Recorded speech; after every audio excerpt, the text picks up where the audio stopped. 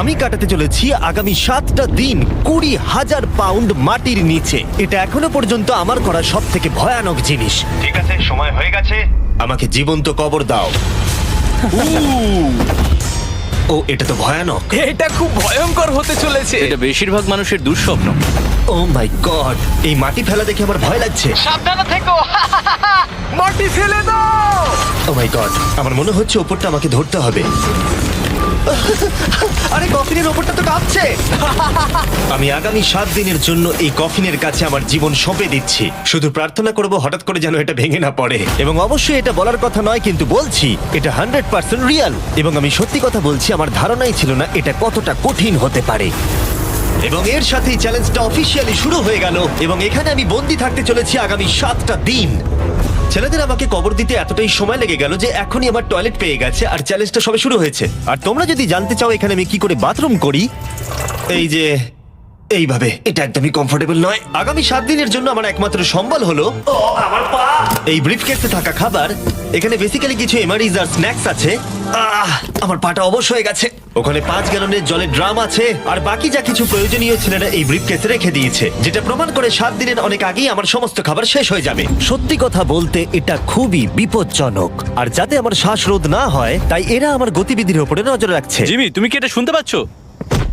হ্যাঁ, মনে হচ্ছে যেন নোলানের মা মাটির উপরে লাফাচ্ছে। যদি 12 জন লাফাতো তাহলে এটা মনে হতো। এখন প্রায় রাত্রি 1টা। আমার মনে হয় তোমরা সবাই এখন ঘুমোতে চলে যাবে। আমি চাই অন্তত একজন ওয়াকির কাছে সব সময় থাকুক। যদি আমার কিছু প্রয়োজন পড়ে তাহলে আমি তোমাদেরকে বলতে পারবো, ওকে? আর এখন আমার তেমন কিছু করারই নেই। এবার আমি ঘুমিয়ে পড়বো। এরপর হয়তো আমি সকালবেলা ভালোভাবে উঠবো, অথবা 20,000 পাউন্ড মাটির নিচে পিষে যাব। আশা করবো সকালে আমি ঠিকভাবে উঠতে পারবো। ঘুম হলো এই চ্যালেঞ্জটা শেষ করার আসল চাবিকাঠি। কারণ যখন আমি ঘুমাবো আমার মাথাতেই থাকবে না যে একটা বাক্সের ভেতরে আমি বন্দি আছি। কিন্তু সেটা বেশিরভাগ সময়ই কাজই করলো না। এখানেও মাছি। আমার লক্ষ্য ছিল এই চ্যালেঞ্জে যতটা সম্ভব ঘুমিয়ে নেওয়া, আমার নিজের সুবিধার জন্য। ও, ওকে দেখো, ও আরামে আছে মনে হচ্ছে। জিমি জে, না, নোলান তোমার ফটোতে কি সব এঁকেছে? হ্যাঁ নোলান, তোমার মায়ের সেটে আসতে কতবারটা সময় লাগবে? এবার তুমি মায়ের ব্যাপারে কিছু বলবে। আশা করবো উনি আমার কফিনটাকে ভেঙে ফেলবেন না। এই ভিডিওতে আমার স্ট্র্যাটেজি হলো পুরো সময়টাই ঘুমিয়ে কাটানো। আমি ভুলেই গেছিলাম আমার বন্ধুরা আমাকে বিরক্ত করবে, আর আমি ঘুমাতেই পারবো না। এটা খুবই বিরক্তিকর। আমি শুরু করবো আজকের দিনটা এই বড় প্যান্টটাকে শর্টসে পরিণত করে। আও, আও, আমি বক্সেই মেরে দিয়েছি। Mission 1 complete. আমার কাছে এখন শর্টস আছে। এটা হলো আমাদের ফুড ব্রিফকেস। চলো এমআরইজ ট্রাই করা যাক। এমআরইজ হলো সহজেই তৈরি করা যায় এমন একটা খাবার। একটা জিনিস করতে হবে, এর ভেতরে গরম জল দিয়ে দাও আর এটা তৈরি হয়ে যাবে। অন্যদিকে এখন ছেলেরা স্টেক গ্রিল করছে, আর বলতে গেলে ওরা আমার কবরের ওপরে পিকনিক করছে। জানো জিমি, তোমার জন্য এখন থেকে আমরা এমআইএস খাবো যতক্ষণ তুমি ওখানে থাকবে। সত্যি? হ্যাঁ। না, আমি এক্ষুনি শুনতে পেলাম পাশ থেকে কেউ না বললো। তুমি এখন হট ওয়াটার পাস্তার স্বাদ উপভোগ করো। আর এইদিকে এটা হলো আমার অবস্থা। ও, এটা বেশ ক্রাঞ্চি। পাস্তা ক্রাঞ্চি কেন হয়? এটা তো দারুণ। আমি এতটাই বোর হয়ে গেছিলাম যে আমি মজা করবার জন্য কফিনের দেওয়ালে ঘুষি মারছিলাম। তারপরে আমার হাত ব্যথা করতে শুরু করলো, তাই আমি হাতে একটা মোজা পরে নিলাম যাতে আমার ব্যথা আর না লাগে। আমি মজা করবার জন্য পাগল হয়ে গেছিলাম। ও জিমি, ধন্যবাদ, আমি খুবই বোর হচ্ছিলাম। 1 সেকেন্ড। তোমরা কি করছো? আরে এটা তো আমাকে ভয় পাইয়ে দিয়েছে। তোমরা কি আমাকে একটু বলতে পারবে তোমরা কি করছো? দেখছো না আমার জীবন বাজিতে রাখা আছে। ঠিক আছে। দুর্ভাগ্যবশত ছেলেরা আমাকে কোনো কিছুই বলতে রাজি ছিল না। ওরা যেটা করছিল, একটা পাইপ সোজা কফিনের কাছাকাছি ঢুকিয়ে দিয়েছিল, ভ্যাকিউম দিয়ে মাটিটাকে পরিষ্কার, সরিয়ে দিল, তারপর পরিষ্কার। একটা সার্জিক্যাল ওয়্যার ক্যামেরা ঢুকিয়ে দিল আমাকে দেখার জন্য যে আমি কিরকম অবস্থায় আছি। আস্তে, আমি জানতাম এটাই হবে, জানতাম আমি। এবার ভেতরে যাও। মনে হচ্ছে যেন সার্জারি করছি। এরা কি করছে? আমার পায়ের উপরে একটা মাছি ঘোরাঘুরি করছে। বেরিয়ে যাও এখান থেকে। ভালো করে ধরো এটা। হ্যাঁ, আর একটু নামাও। ও, ক্যামেরাটা সরাও। ও, আমরা দেখতে পেয়েছি। মজা পেয়েছো? জিমি। Good night Jimmy. আর যখন দ্বিতীয় দিন হতে চলেছিল, বয়েজরা আমাকে ছেড়ে আরভিতে সময় কাটাতে চলে গেল। আর তারপরে আমি কি করব ভেবেই পাচ্ছিলাম না। তাই আমি ভাবলাম সেকেন্ড ব্রিফকেসটা খুলে একবার দেখি যে ভেতরে ছেলেরা কি কি দিয়েছে। ওই দেখো, কার্ডটা খুলছে। এটা কি নোলানের মা? আমি একটা ফটো পেয়েছি তোমার মায়ের। ভাই, এটা তুমি করেছো? বলো, এটা কি আমি করেছে? করিনি। নোলান, এটা কি তোমার মা?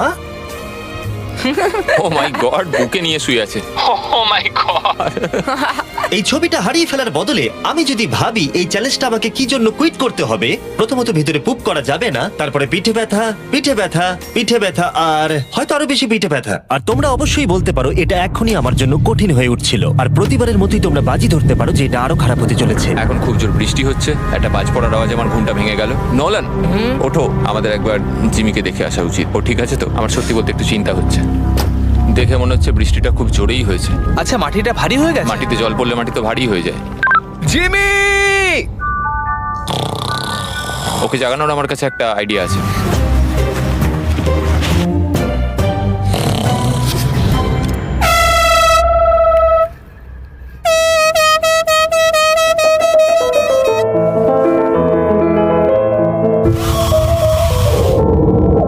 কেউ কি মাটি খুঁড়ছে? আবার সেই একই জিনিস। ভিজে গেলে আমার কাছে কিন্তু একটাও প্যান্ট নেই, আর অবস্থা আরো খারাপ হতে চলেছে। জিমি, আমাদের কথা শুনতে পাচ্ছ? তোমরা উপরে করছোটা কি? তোমাকে যেখানে কবর দেওয়া হয়েছে সেখানে আমরা 15টা স্পিকার লাগিয়েছি। ও আচ্ছা, তাহলে এবারে ক্রিস ফালতু গানগুলোকে চালাবে। জিমি, এখানে এখন পার্টি হচ্ছে। ও মাই, ও হো হো হো। আরে আমার কফিনটা তো রীতিমতো কাঁপছে। জিমি, ভূমিকম্প হচ্ছে! ও মাই গড! দাঁড়াও, এটা আবার কি? আমি এইমাত্র দেখলাম আমার কফিনের একটা স্ক্রু ঢিলা হয়ে গেছে। ওর কফিনের স্ক্রুগুলো খুলে যাচ্ছে। বেসের জন্য তুমি মজা করছো না তো? হ্যাঁ, বেসের জন্য। এটা কি চিন্তার বিষয় যে ইতিমধ্যেই একটা স্ক্রু খুলে গেছে? ফুল ভলিউম দাও! তোমরা আসলে কি করছো বলো তো? আমি ভাইব্রেট হচ্ছি! ও, এই ভাইব্রেশন আমার মাথা খারাপ করে দিচ্ছে। ও, আমার চুলের ভেতরে ফুল কি করছে? আমার আর ভালো লাগছে ঠিক না। আছে, চলো একটা টানেল খোঁড়া যাক। আমরা এখান থেকে টানেল খোঁড়া শুরু করব আর খুঁড়তে খুঁড়তে জিমির কফিনের কাছে যাব। আমাদের কাছে যে স্পিকার আছে তার আওয়াজে ও খোঁড়ার শব্দ শুনতে পাবে না। একটা আইডিয়া আছে, আমরা স্পিকারে কনস্ট্রাকশনের একটা সাউন্ড চালাবো, তাহলে ও আর খোঁড়ার আওয়াজ শুনতে পাবে না। এখানে জোরে শব্দ হচ্ছে আর ওয়াকিতে কেউ অ্যান্সারও দিচ্ছে না। তাহলে কি আমি মরতে চলেছি? মনে হচ্ছে যেন ভিডিও গেম খেলছি। অথবা তারা কিছু বোকামি করতে চলেছে। দেখা যাক আমি এটা করতে পারি কিনা। অফিসিয়ালি আমি 50 ঘন্টা পার করে ফেলেছি। গত চ্যালেঞ্জে কাটানো সময়ের থেকে আরো বেশি সময় আমি এবারে কাটাতে চলেছি। আমি ডাক্তারকে প্রমিস করেছিলাম আমি রোজ নড়াচড়া করব যাতে ব্লাড ক্লটস না হয়, কারণ 7 দিনের জন্য সোজা শুয়ে থাকা আপনাকে মেরেও দিতে পারে। আমি এবারে একটা গর্ত খুঁড়বো। ক্রিসের জন্য আমাদের এত কাজ করতে হচ্ছে। আমি বয়েজদের ডাম্বল দিতে বলেছিলাম আর ওরা আমাকে 3 পাউন্ডের ডাম্বল দিয়েছে। ও ও, ও, ও, ও, কি বাজে গন্ধ বেরোচ্ছে।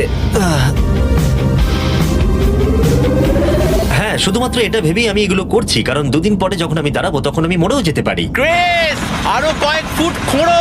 সত্যি বলতে আমি এটা খুব একটা ভালো চালাতে পারি না।